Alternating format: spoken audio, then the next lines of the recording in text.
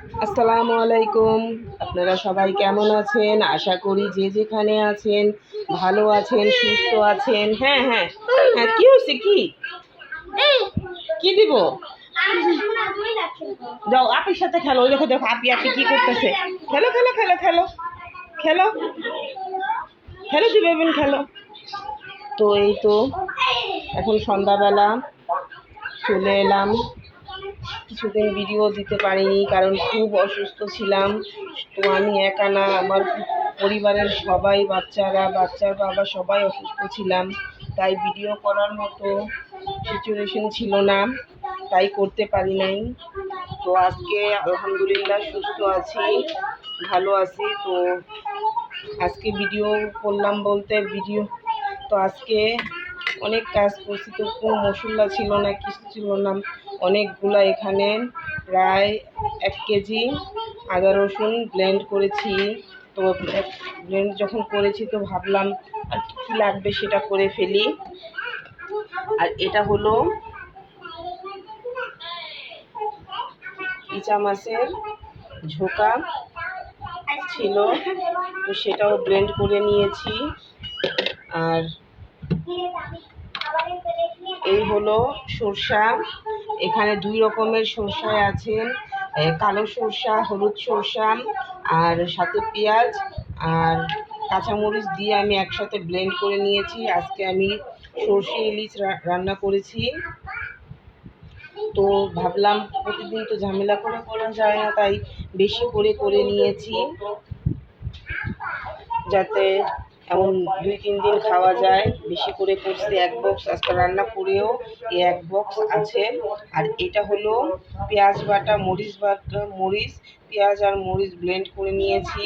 এটা দিয়ে আমি ইলিশের পাতুরি রান্না করব, সেই জন্য। তো আজকে যখন আদা রসুন ব্লেন্ড করবই, সেই জন্য আমি এই সব ধরনের কিছু যা যা ছিল করার দরকার, তো সেগুলো আমি ব্লেন্ড করে নিয়েছি।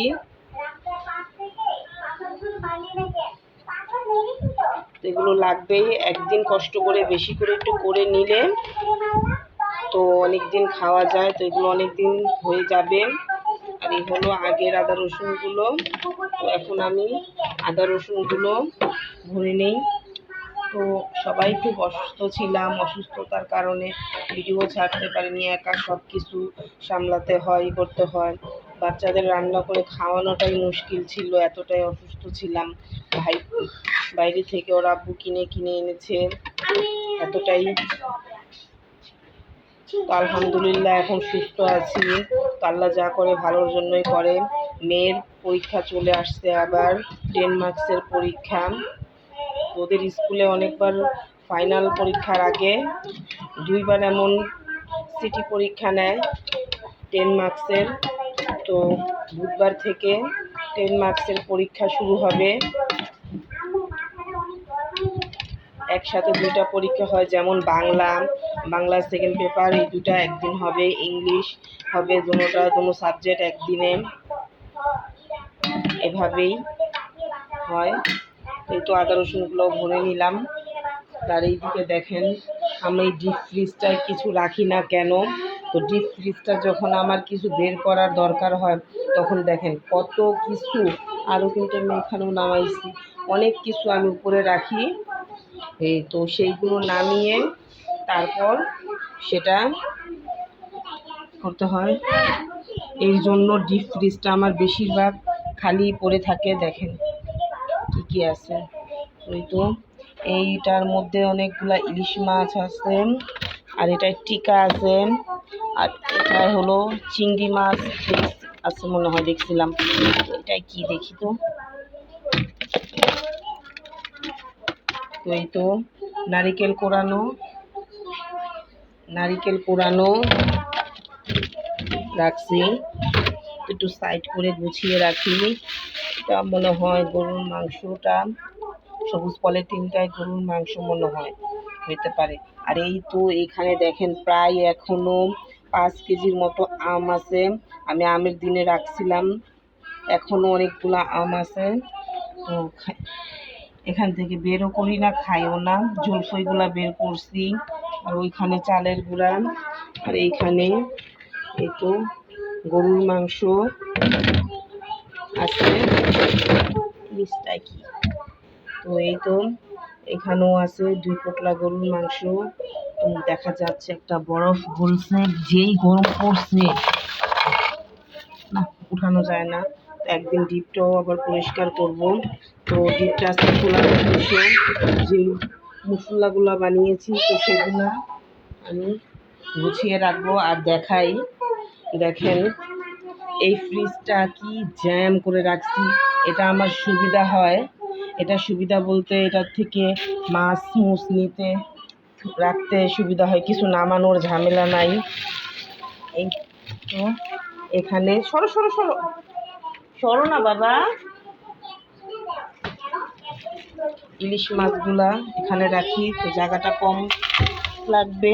এখানে 3 কেজির মতো ইলিশ মাছ আছে, আনছিলাম আনছিলাম বলতে আমি আনি নাই, আরুষির আব্বুই আনছে। অসুস্থতার মধ্যে আমি বাজারেও যেতে পারি নাই।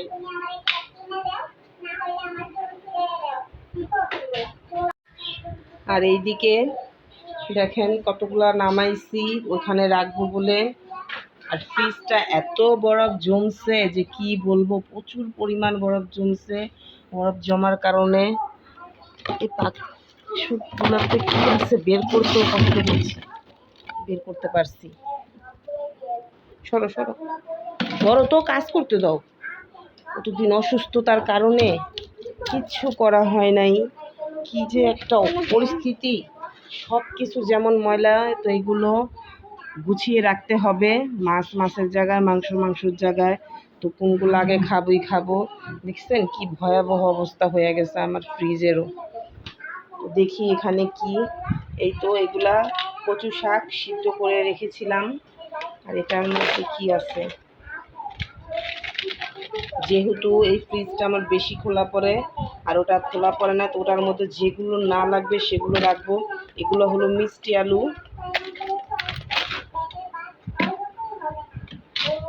আর ওটা তো মনে হয় এগুলো কি, এই তো চিংড়ি মাছ। সেই জন্য আমি 1 কেজি চিংড়ি মাছ আনছি। তো আমাদের ঘরে গুঁড়ো চিংড়িটাই সব কিছু দিয়ে খেতে ভালো। তো এই তো এখানে 1 কেজি চিংড়ি পরিষ্কার করে টরে রাখছি। তো এগুলো থাক, এটা ডিপে রাখবো আর এটা এই ফ্রিজে রাখি। এটা থেকে আগে খাবো, আর এটা না খেলে হবে। আমি আরও আধা কেজি আনছিলাম, সেটা এখনো পরিষ্কার করা হয় নাই। এই যে এটা, যেটা আমি পরে করব। এখন আপাতত যা যা না লাগবে এখানেই রাখবো। এখন কি রাখা যায়,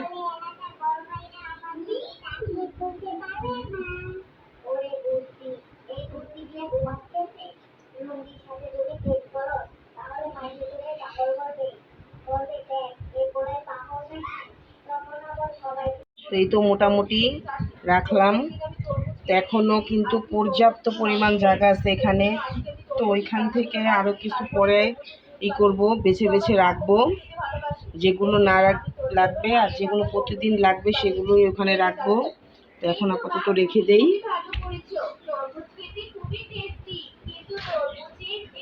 সাথেই থাকুন।